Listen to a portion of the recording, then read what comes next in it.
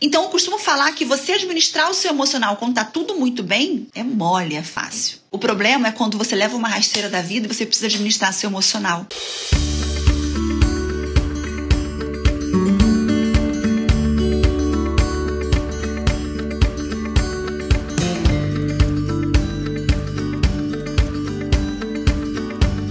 Como que a gente faz com os bebês quando começa a chorar? Dá peito, dá mamadeira, dá comida. Eu quero deixar bem claro para vocês que não é errado bebê chorar e dar peito. Não é errado bebê chorar e dar leite. Não é esse o erro. Jamais eu vou dizer que isso é errado. O que eu estou dizendo é o seguinte: nós precisamos parar e perceber como que nós fomos construídos. E que lá naquela época, quando a gente era bebezinho, fazia sentido chorar, abrir a boca, reclamar, toma leite, toma mamadeira, para de chorar. Aquilo fazia sentido naquela época, hoje não mais. Só que a gente tem ainda guardado essa experiência. Outra situação também que acontece muito é você criar uma memória afetiva da comida com a sua mãe. Então vamos dizer, você tinha uma mãe que você todo domingo almoçava com ela, todo final de semana, e você está acostumada a chegar lá e tinha várias comidas gostosas. O bolo de laranja remete você à sua mãe. E aí ela faleceu e você passa a comer como uma forma, tudo inconsciente, tá, gente? Tudo inconsciente, mas você se sente mais próxima dela, sente que ela tá ali perto de você. Ela se faz presente. A comida vira um afago, a comida vira uma presença. Por mais que não seja a presença, mas é significativa. Significa como se fosse. Por isso que eu falo, a questão não é a comida, a questão é como que você significa a comida? Como que você significa a morte da pessoa? A nossa vida, ela é como uma roda gigante.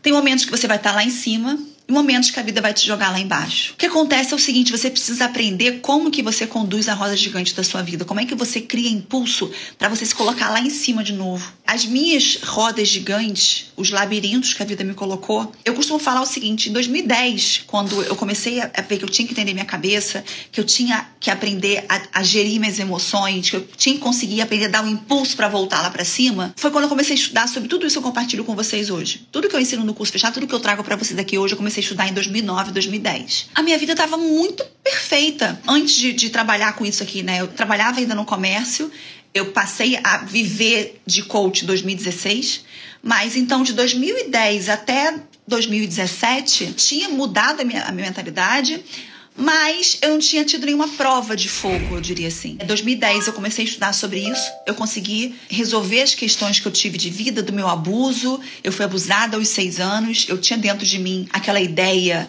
inconsciente de que a comida me deixaria gorda e eu estando gorda eu não seria novamente abusada. Eu tinha essa ideia, era tudo inconsciente. Isso veio junto com uma criação onde eu era muito cobrada de ter um corpo magro. Minha mãe me cobrava o emagrecimento, o corpo magro. E eu cresci acreditando que se eu preciso ser magra para ser bonita, se eu for gorda, eu não vou ser abusada. Então, inconscientemente, eu comecei a comer, eu comia como uma forma de defesa, sabe?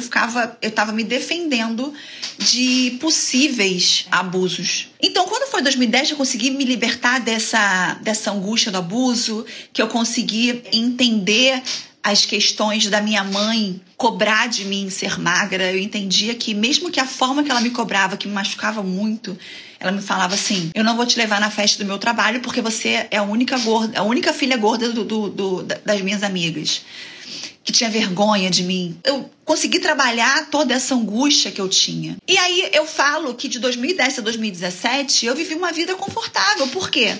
Porque eu tinha dinheiro, eu não tinha aquela coisa: e agora? Eu não tenho que pagar conta, não tenho dinheiro para poder pagar aluguel, tenho que pagar o colégio do filho. Não tinha isso. Financeiramente, eu tinha uma vida muito boa. Eu tava magra, eu conseguia fazer uma dieta, conseguia fazer tudo. Meu emocional tava lindo.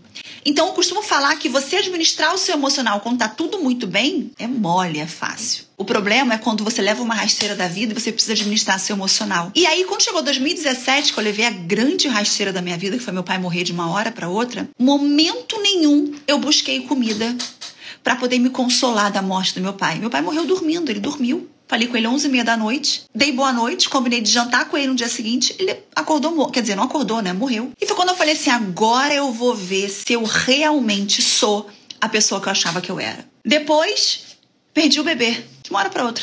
Fui fazer uma ultra, tava grávida, fui fazer uma ultra. No meio da ultra, a médica falou, olha só, não tem coração batendo mais. Foi assim que ela me falou, não tem coração batendo mais, seu filho está morto. Recebi assim a notícia. Então, o que acontece? A gente não busca a prevenção do problema. A gente busca resolver o problema.